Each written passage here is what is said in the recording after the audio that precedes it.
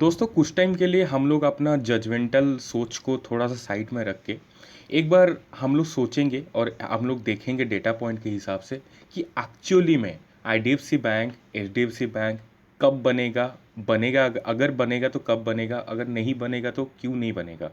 और मैं आपको प्रॉपरली बता देता हूँ कि आईडीएफसी बैंक का, आईडीएफसी फर्स्ट बैंक जो हम लोग बोलते हैं, उसका अगेंस्ट में मैं बात नहीं कर रहा हूँ। उसका बिजनेस मॉडल मेरे को ठीक ठाक लगता है, उतना भी ख़राब नहीं है बिजनेस मॉडल। लेकिन हम लोग का जो ओवर एक्सपेक्टेशन है कि ये नेक्स्ट एचडीएफसी बैंक बनेगा, उसी के ऊपर हम लोग बात करेंगे। और उसके साथ साथ मैं आपको बता भी दूंगा कि अभी करेंटली क्या फेज चल रहा है और यहाँ पे जो भी आगे कितना आपको रिटर्न मिलने वाला है। मतलब अभी जो 30 to 40 अंदर में ये ट्रेड कर रहा है, उसके बाद हम लोग को कितना रिटर्न हम लोग को एक्सपेक्ट करना चाहिए for the long term, for the short term, everything.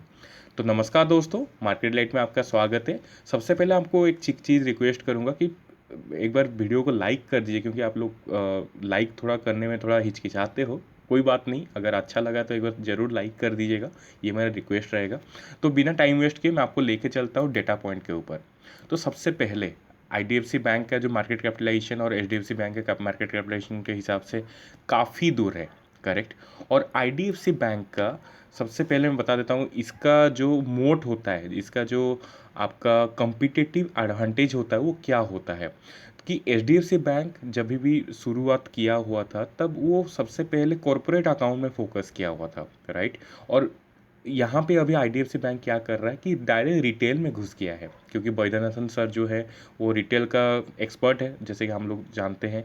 और वो डायरेक्टली रिटेल इन्वेस्टर्स का रिटेल लोन के ऊपर ज़्यादा फोकस कर रहे हैं।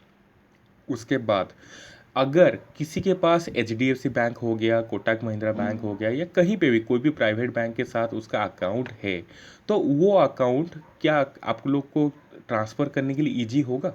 बिल्कुल भी नहीं। और यहाँ पे जैसे कि आप लोग को मैं बताना चाहूँगा कि जब भी आप लोग बैंक अकाउंट शिफ्ट करते हो तो उसके साथ डिमांड अकाउंट, उसका साथ आपका जो भी जितना सारा चीज़ है वो यूपीआई हो गया, बहुत कुछ चीज़ है जो उस बैंक अकाउंट के साथ लिंक हुआ है, जुड़ा हुआ है, सबको शिफ्ट करना पड़ता है। तो कोई भी चीज़ इतना आप लोग जान लीजिए कि कोई भी कस्टमर एक बैंक से दूसरा बैंक शिफ्ट होना तो बहुत मुश्किल है, करेक्ट। और तीसरा चीज़ कि यहाँ पे 10 साल पहले मार्केट में घुसना, मार्केट पेनिट्रेशन ज़्यादा ईजी था कि अभी ज़्यादा ईजी है? ऑफकोर्स 10 साल पहले ज़्यादा ईजी था।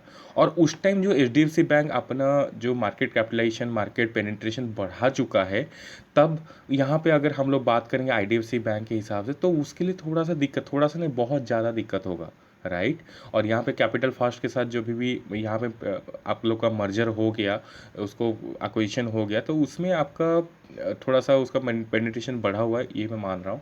और यहाँ पे जितना कि ब्रांच खोल रहा है, स्टार्टिंग में एक्सपांशन, फिर सबसे पहले सस्टेनेबल होता है, फिर एक्सपांशन होता है, सस्टेंशन और उसके बाद एक्सपांशन। लेकिन यहाँ पे सबसे पहले एक्सपांशन में फोकस किया गया है आईडीएफसी बैंक के द्वारा, राइट। तो ये था डिफरेंस। एक्चुअली डिसीजन तो आप लोग को लेना है, राइट। तो यहाँ पे ये था सबसे पहला डिस्कशन। और उसके बाद मैं आपको सीधा लेके चलता हूँ कैश फ्लो के ऊपर, ठीक है। आईडीएफसी बैंक का भी कैश फ्लो देखेंगे और उसके साथ साथ आईडीएफसी फर्स्ट बैंक का भी कैश फ्लो हम लोग देखेंगे।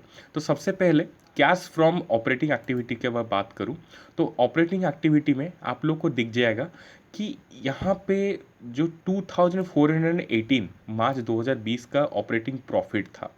लेकिन H D F C bank का अगर 10 साल पीछे चले जाइए, सीधा 10 साल पीछे अगर चले जाए, तो यहाँ पे ऑपरेटिंग प्रॉफिट था 6,000 करोड़ का।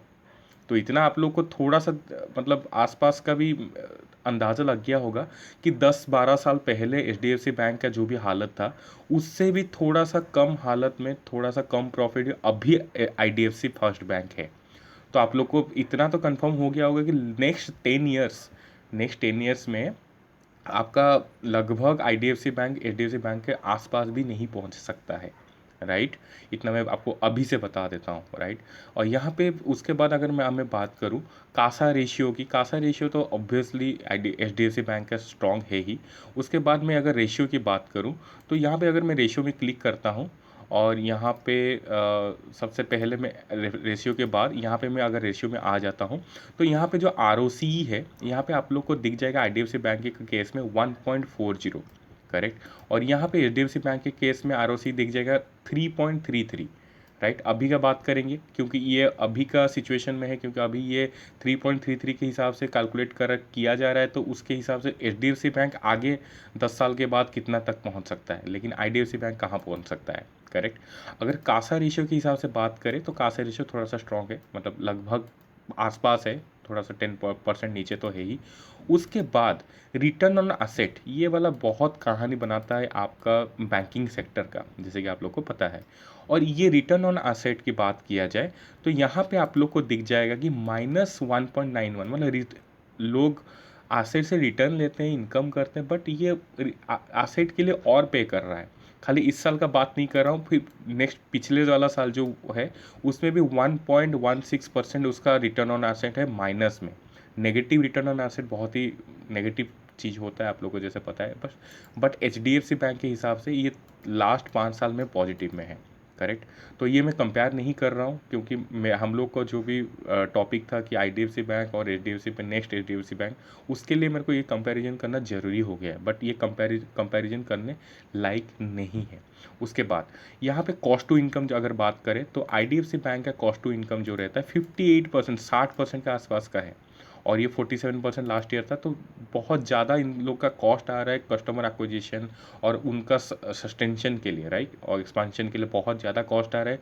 उसके हिसाब से इनकम नहीं आ रहा है, इसमें कॉस्ट ज़्यादा हो रहा है, इनकम कम कम हो रहा है, इसीलिए कॉस्ट टू इनकम इसमें ज़्यादा है, करेक्ट। और एचडीएफसी बैंक के ऊपर बात करें तो 38% में ही रुका हुआ है, जो कि बहुत अच्छी बात है, और कंसिस्टेंटली डिक्रीज भी हुआ है, जैसे कि 39% से 38%, 41 to 38.52 लगभग आसपास का है। और यहाँ पे इंटरेस्ट इनकम अगर बात करें एसेट के हिसाब से तो यहाँ पे 7 जो interest income by total assets के हिसाब से बात करें तो ये जितना अच्छा होता है उतना, जितना ज़्यादा होता है उतना अच्छा होता है। तो यहाँ पे 7.5 है, और आईडीएफसी बैंक के कारण में यहाँ पे 10.63 है, थोड़ा सा इम्प्रूव किया गया है, ओके, उसमें कोई दिक्कत की बात नहीं है। तो इसको अगर बात किया जाए और ऑपरेटिंग प्रॉफिट और टोटल एसेट के हिसाब से ये भी अभी भी, ये वाला मैं बात कर रहा हूँ, ऑपरेटिंग प्रॉफिट और टोटल एसेट्स का जो रेशियो होता है ये माइनस में अभी भी है, क्योंकि इसका रिटर्न ऑन एसेट माइनस में है, इसलिए इसका जो भी ऑपरेटिंग प्रॉफिट के हिसाब से देखा जाए तो ये माइनस में आ गया है, करेक्ट। और यहाँ पे अगर बात किया जाए तो इस हिसाब से देखा जाए तो यहाँ पे ऑपरेटिंग प्रॉफिट आप लोग का पॉजिटिव में दिख जाएगा एसेट के हिसाब से, करेक्ट। और यहाँ पे अगर बात किया जाए तो आप लोग को कंपैरिजन हो ही गया होगा। और यहाँ पे मैं आ जाता हूँ सीधा आप लोग का यहाँ पे जो कैश फ्लो है, तो कैश फ्लो के हिसाब से बात किया जाए तो एनपीए जो है, नॉन परफॉर्मिंग एसेट जो होता है, जो कि अगर 3 महीना में अगर 90 डेज के हिसाब से अगर कोई भी पैसा वापस नहीं आता है तो उसको एनपीए माना जाता है, जैसे कि आप लोगों को पता है। और यहाँ पे नेट एनपीए जो आ रहा है यहाँ पे 808 करोड़ का आ रहा है, जो कि आपका नेट एनपीए 0.94 है। यहाँ पे 1% का पहले था, फिर यहाँ पे 0.94 हो गया। इसका मतलब क्या हुआ कि रिजर्व्स जो है, जो प्रोविजंस है इसके पास, तो वो ज़्यादा से ज़्यादा बढ़ रहा है, जो कि अच्छी बात है, कोई दिक्कत की बात नहीं है इसमें। एचडीएफसी बैंक के केस में हम लोग एक बार चेक कर लेते हैं उसमें क्या सिचुएशन है। तो यहाँ पे अगर बात किया जाए तो नीचे में मैं आता हूँ, यहाँ पे जो ग्रॉस एनपीए है ये भी डिक्रीज हुआ है, और नेट एनपीए भी यहाँ पे डिक्रीज हुआ है।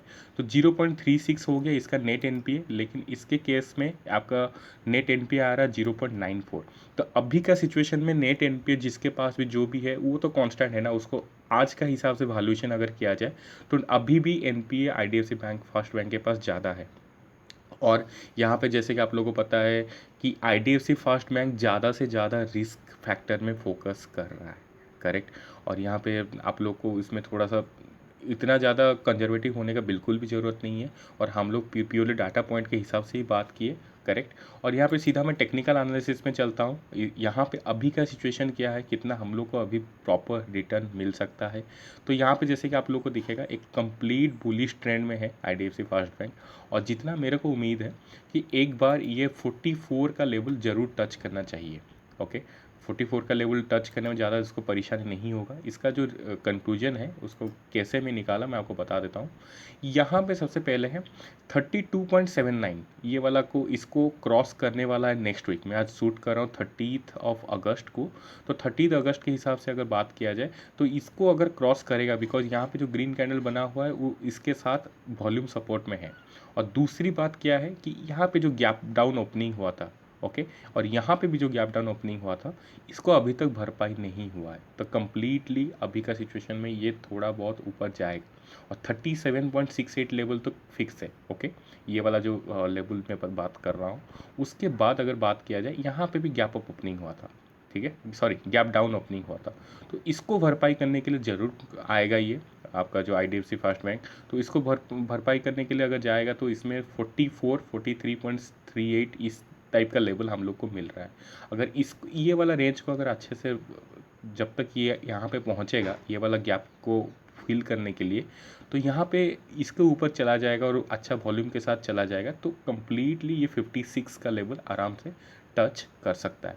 तो मैं आपको फिर से बता देता हूँ, सबसे पहला लेवल हो गया 37.27, फिर उसका बाद हो गया 41.75, उसका बाद हो गया 48.13, उसके बाद 56.26।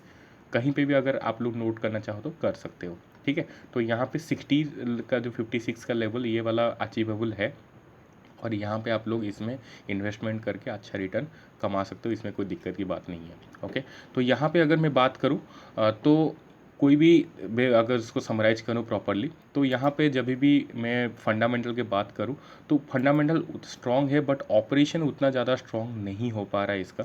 और यहाँ पे जैसे कि हम लोग का बात हो रहा है कोई भी पेनिट्रेशन का, मार्केट पेनिट्रेशन के हिसाब से IDFC फर्स्ट बैंक का रिटेल इन्वेस्टर के साथ रिटेल बैंकिंग के ऊपर ज़्यादा फोकस हो रहा है, तो थोड़ा सा दिक्कत की बात उसमें हो सकता है। और NPA ज़्यादा बढ़ना नहीं चाहिए, जो कि अभी थोड़ा बहुत बढ़ रहा है, करेक्ट। और टेक्निकल के हिसाब से देखा जाए तो आपको मैं रेंज बता दिया, उसी हिसाब से आप लोग को बिल्कुल काम करना चाहिए।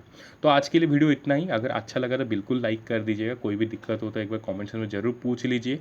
और यहाँ पे हम लोग बात किए IDFC और HDFC के बैंक के ऊपर, तो आप लोग और क्या आप लोग चाहते हो किसके ऊपर हम लोग बात करें, टेक्निकल एनालिसिस, फंडामेंटल एनालिसिस करें, एक बार कमेंट्स में ज़रूर पूछ सकते हो। तो आज के लिए इतना ही। Thank you so much.